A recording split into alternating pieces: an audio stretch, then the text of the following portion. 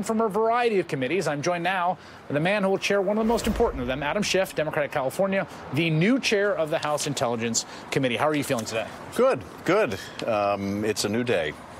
You now chair this committee, which was the subject of tremendous scrutiny and controversy in the last Congress under the chairmanship of Devin Nunes. So the first question, I guess, is there was a formal inquiry that committee convened and released a report by the majority saying there was no collusion, nothing really to see here. What do you do now? Do you restart the inquiry? Well, for us, the inquiry never ended. The Republicans walked away from it. As you say, they issued a report, which was a political document saying nothing to see here. We believe everybody who came in and everything they had to say, including Michael Cohen and everybody else. We always thought that it was perilous to just suggest that we don't have to compel answers to questions. We don't have to do any follow-up to get documents and materials to determine whether people were telling the truth or not, phone records, the kind of things that are a staple of real investigations.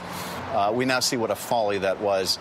But we, for our part, when the Republicans walked away and decided they were going to devote their entire time to investigating the investigators, kept our work going. And so we kept bringing witnesses in.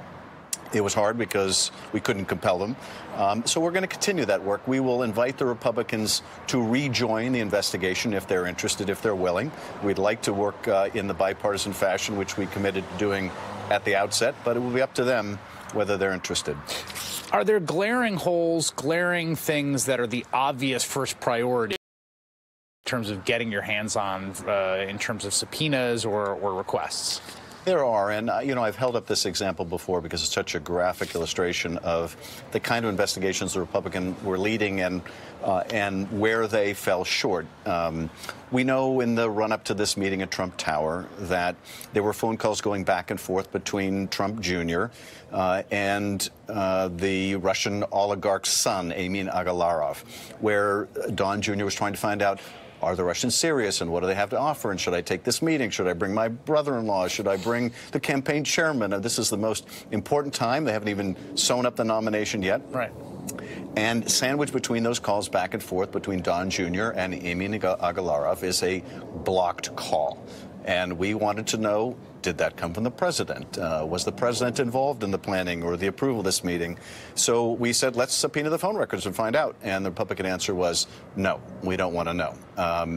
So can you just do that tomorrow? Well, we can't actually do it tomorrow because we don't have a committee constituted yet.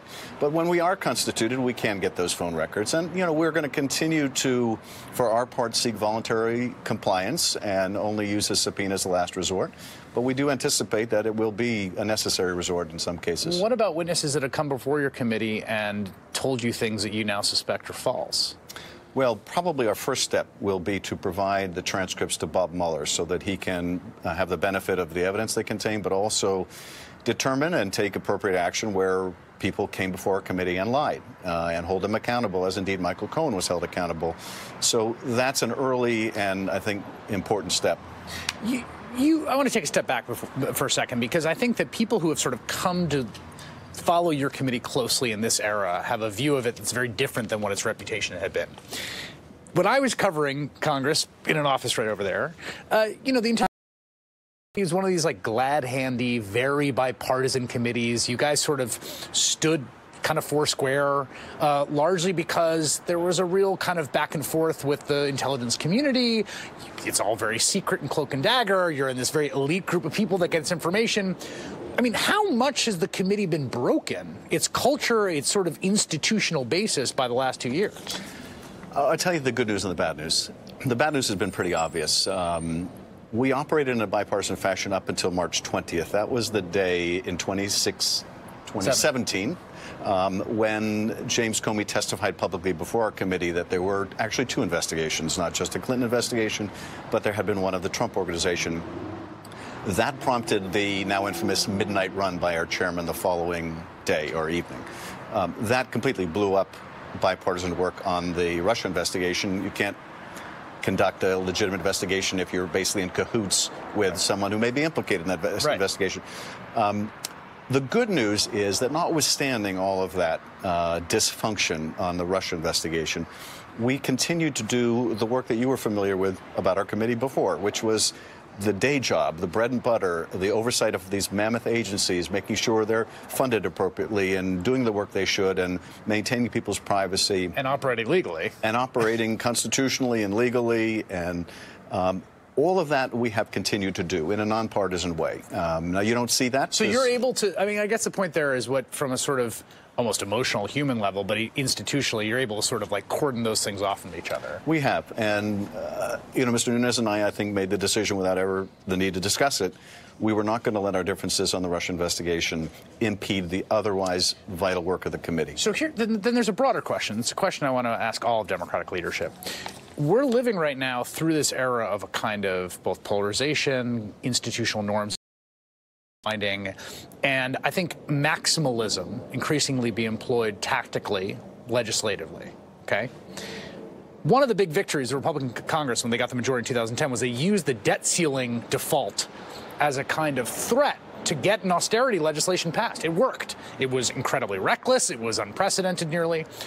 What is your personal theory of your wielding of power and your respect for norms balanced against imperatives to deal with what you're dealing with? Well, I think we need to get back to operating rationally and civilly.